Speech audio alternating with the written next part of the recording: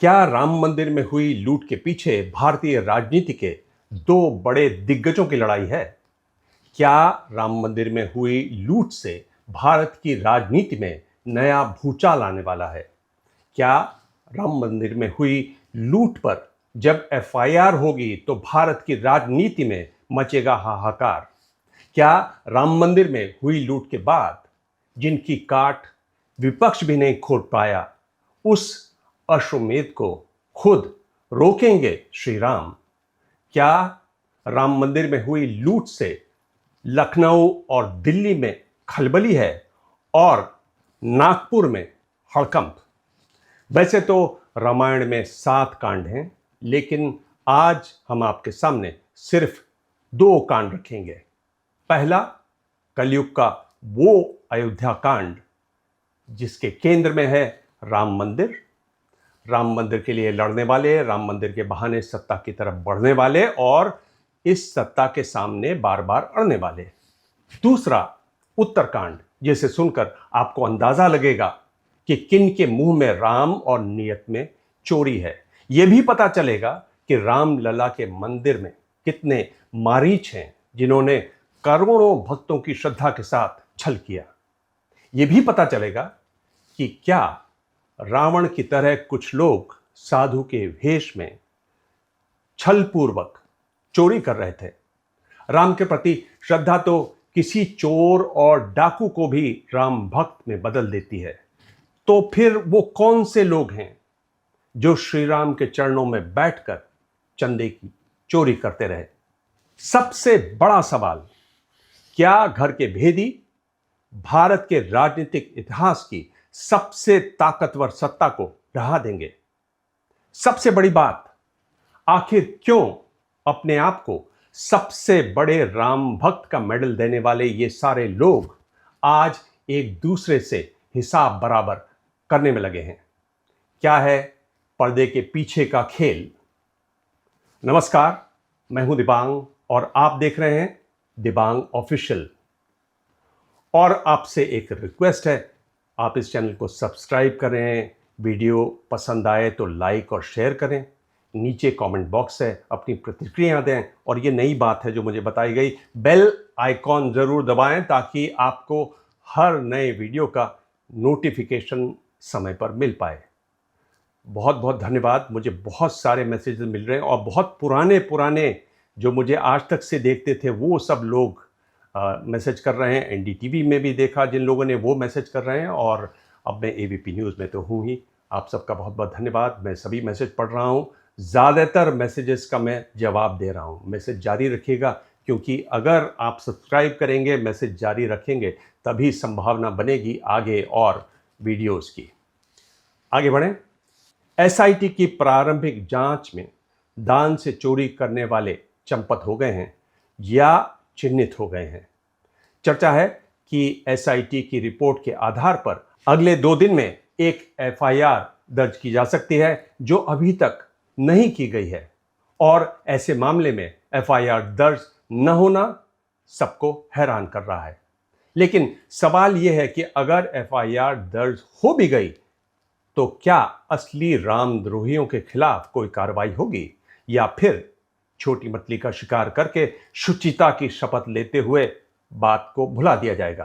क्योंकि जो खबर मेरे पास है उसके अनुसार ये मामला सिर्फ चंदा चोरी और उसके दोषियों तक पहुंचने का नहीं है। ये दरअसल भारतीय राजनीति का ऐसा त्रिकोणीय मुकाबला है जिसके बारे में सुनकर आप हैरान रह जाएंगे।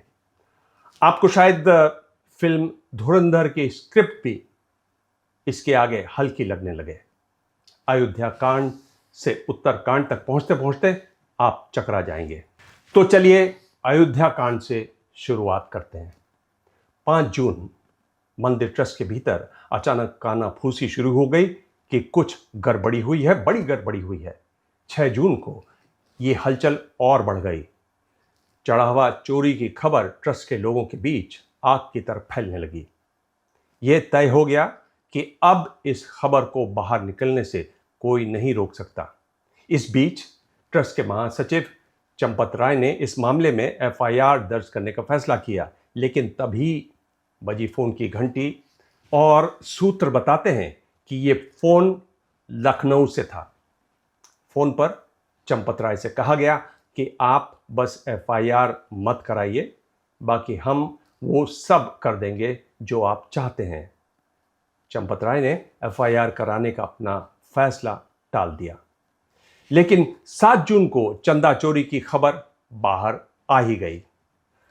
राम जन्मभूमि तीर्थ क्षेत्र के जनवरी 2021 से 2022 तक लेखा प्रभारी रहे महिपाल सिंह ने एक यूट्यूब चैनल टॉप सीक्रेट के अभिषेक उपाध्याय को बताया कि उनके कार्यकाल के दौरान चंदे की चोरी होती थी और चोरी की ऐसी ही एक घटना की जानकारी उन्होंने ट्रस्ट के महासचिव चंपत राय और ट्रस्टी अनिल मिश्रा को दी।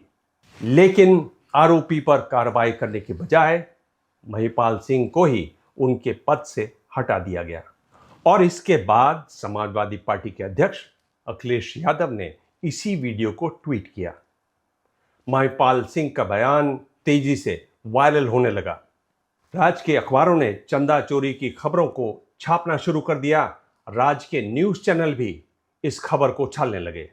लेकिन अगले 2 से 3 दिन में सब कुछ बदलने वाला था।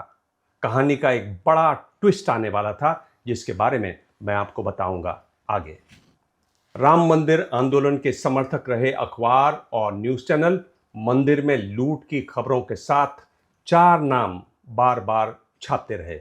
ये नाम थे ट्रस्ट के महासचिव चंपत राय, मंदिर निर्माण के इंचार्ज गोपाल राव, ट्रस्ट के कोषाध्यक्ष गोविंद देव गिरी और ट्रस्ट के सदस्य चंदे की गिनती के लिए जिम्मेदार अनिल मिश्र। ये वही नाम हैं जिन्हें लेकर कहा जा रहा है कि इनके बीच वर्चस्व और बंटवारे की लड़ाई चल रही थी और इनमें सबसे बड़ा मुकाबला था चंपत राय और अनिल मिश्रा के बीच।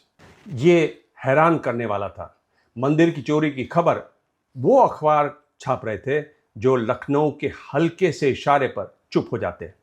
तब लगा कहीं ये लड़ाई लखनऊ बनाम दिल्ली तो नहीं है। जिनके नाम आ रहे थे उनको दिल्ली का करीबी माना जाता है। अब इस खबर से उत्तर प्रदेश के करोड़ों लोगों का मन प्रभावित हुआ। राष्ट्रीय चैनलों यानी गोदी मीडिया के हेडलाइन मैनेजर्स ने भी यह खबर उठानी शुरू कर दी और वो बचाव करने या मामले को दबाने या छुपाने के बजाय इसको उछालने लगे। अब देश के न्यूज़ चैनल्स और अखबार तो केंद्र सरकार के इशारे पर काम करते हैं, लेकिन कहीं कोई रोक टोक नहीं। प्राइम टाइम में इस पर डिबेट होने लगी, इसके विश्लेषण होने लगे और इस मामले को करीब से देख रहे बहुत सारे लोगों को यह समझ में नहीं आया कि आखिर ये हो क्या रहा है। अगर लड़ाई केंद्र और योगी की है तो फिर दिल्ली के न्यूज़ चैनल इस मुद्दे को इतना जोर शोर से क्यों उठा रहे हैं। अचानक आए इस बदलाव को समझने के लिए एक बार उन 4 नामों का जिक्र करना जरूरी है जो इस विवाद के केंद्र में हैं। चंपत राय, गोपाल राव, अनिल मिश्र और गोविंद देवगिरी महाराज, ये चारों राम मंदिर ट्रस्ट आंदोलन से जुड़े हैं, लेकिन ये सब वहां आरएसएस की वजह से हैं। आप कह सकते हैं कि एक तरीके से राम मंदिर पर पूरी तरह आरएसएस का कंट्रोल है। अब सवाल यह है कि फिर संघ को बचाने के लिए बीजेपी और उसके इशारे पर चलने वाला मीडिया आगे क्यों नहीं आया? क्यों चंदा चोरी में संघ से जुड़े लोगों की भूमिका पर सवाल उठते रहे और मीडिया बेलगाम रहा? तब लगा ये कहीं आरएसएस और बीजेपी के बीच की तकरार तो नहीं। वैसे दोनों के बीच लंबे समय से खींचतान मची रही है। आपको याद होगा बिहार चुनाव से पहले आरएसएस प्रमुख मोहन भागवत ने आरक्षण पर क्या बयान दिया था। उसके बाद लोकसभा चुनाव के दौरान बीजेपी अध्यक्ष जेपी नड्डा का वो बयान कि बीजेपी को संघ की जरूरत नहीं है और मौके मौके पर भागवत का प्रत्यक्ष और अप्रत्यक्ष रूप से सरकार के कामकाज और कई बार बिना नाम लिए प्रधानमंत्री की कार्यशैली पर सवाल उठाना, और फिर मोदी के 75 साल पूरे होने से पहले का घटनाक्रम आपको याद होगा। राम मंदिर में हुई लूट के इस पूरे मामले में संघ पर सवाल उठे। सूत्र बताते हैं कि प्रधानमंत्री की तरफ से इस पर चिंता जाहिर की गई, लेकिन ये सब संघ के हाथ में है, तो जवाबदेही भी संघ की है। सबको एहसास है कि बहुत कीचड़ उछल चुकी है। अब काशी विश्वनाथ धाम और तिरुपति बालाजी जैसे मंदिरों के संचालन के लिए सीईओ हैं, वैसे शायद अयोध्या में भी हों। यानी कहीं न कहीं इस मामले के तूल पकड़ने के बाद बीजेपी को दो फायदे हुए। पहला, आरएसएस से हिसाब बराबर करने का मौका मिला, क्योंकि इस बार आरएसएस की छवि सवालों के घेरे में है। दूसरा, इस मौके का फायदा उठाकर राम मंदिर पर आरएसएस के नियंत्रण को खत्म किया जा सकता है। लेकिन एक सवाल अब भी बाकी है, वो ये कि जिन योगी आदित्यनाथ के बारे में ये कहा जाता है कि उन्हें आरएसएस का समर्थन हासिल है और केंद्र द्वारा उन्हें हटाए जाने की कोशिशें आरएसएस की वजह से नाकाम रही, वो योगी आदित्यनाथ क्यों चाहते हैं कि चंदा चोरी की खबरें इस तरह से लगातार छपती रहें? तो इस सवाल का जवाब साफ है। चंपत राय और योगी के बीच की दूरी, तनावपूर्ण दूरी, अयोध्या के कई पत्रकारों ने मुझे पिछले 3 दिनों में बताया कि योगी और चंपत राय के बीच एक तीखी भिड़ंत सबके सामने हुई। यानी ये दूरी असल में आज नहीं बल्कि लंबे समय से है। 2021 में जब विपक्ष ने राम मंदिर ट्रस्ट पर अयोध्या में जमीन घोटाले का आरोप लगाया था, तब योगी ने इसे विपक्ष की राजनीति बताया था। लेकिन इनकी कथा को जानने वाले कहते हैं कि योगी को तभी से आभास हो गया था कि चंपत राय और उनकी टोली कभी न कभी सरकार पर दाग लगाने की वजह बन सकती है। और अब चंदा चोरी की खबरें आने के बाद ये पहली बार हुआ जब योगी अयोध्या गए तो लखनऊ की तरफ से साफ कहा गया कि चंपत राय खुद मुख्यमंत्री के साथ किसी भी कार्यक्रम में नजर न आए, बल्कि अपना प्रतिनिधि भेजें। अब आते हैं उत्तरकांड पर। तो 3 बड़े सवाल। पहला, आखिर इससे किसको क्या मिला? उत्तर है, इस विवाद के बहाने बीजेपी को आरएसएस से हिसाब बराबर करने का मौका मिला और योगी को चंपत राय को निपटाने का मौका मिला। दूसरा सवाल, अब आगे क्या होगा? अब इस मामले में जल्द ही एफआईआर दर्ज होने की संभावना है और संभवतः इस एफआईआर के जरिए कुछ लोग निपटेंगे। कुछ अखबारों का दावा है कि इस एफआईआर में चंपत राय के करीबियों का नाम है, जिनमें टिन्नू यादव भी शामिल है।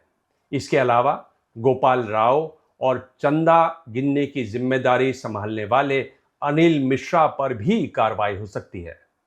और आने वाले दिनों में स्वास्थ्य का हवाला देकर चंपत राय अपने पद से इस्तीफा दे सकते हैं। खैर, इस खबर पर तो हमारी नजर रहेगी, लेकिन इस बीच खबरें हैं कि गोपाल राव कर्नाटक जाकर संघ के सरकरवाह दत्तात्रेय होसबोले से मिले, जबकि चर्चा ये थी कि जिन लोगों से भी पूछताछ की है सिट ने, वो अयोध्या से बाहर न जाएं। तो ये कोशिश भी चल रही है। तीसरा सवाल, क्या राम मंदिर ट्रस्ट ही मंदिर का संचालन देखता रहेगा? जवाब है नहीं। इस पूरे प्रकरण के बीच राम मंदिर निर्माण समिति के अध्यक्ष रह चुके, प्रधानमंत्री के सलाहकार रह चुके नृपेंद्र मिश्र लगातार मीडिया को इंटरव्यू दे रहे हैं, बार बार सीईओ की नियुक्ति पर जोर दे रहे हैं। ठीक वैसे ही जैसे तिरुपति बालाजी, वैष्णो देवी, काशी विश्वनाथ धाम, केदारनाथ बद्रीनाथ, महाकालेश्वर मंदिर और शिरडी के साईं बाबा के मंदिर के संचालन के लिए स्वतंत्र सीईओ को नियुक्त किए जाने की व्यवस्था है। यानी सरकार की कोशिश है कि इस विवाद के बहाने अब राम मंदिर को ट्रस्ट के चुंगल से छुड़वा लिया जाए। ये पूरा वीडियो देखकर आपको समझ आ गया होगा कि कैसे राम मंदिर में हुई लूट सिर्फ करोड़ों भक्तों की आस्था के साथ खिलवाड़ की घटना नहीं है, बल्कि असल में ये एक दूसरे से हिसाब बराबर करने की, विरोधियों को ठिकाने लगाने की और वर्चस्व को साबित करने की लड़ाई भी है। धन्यवाद।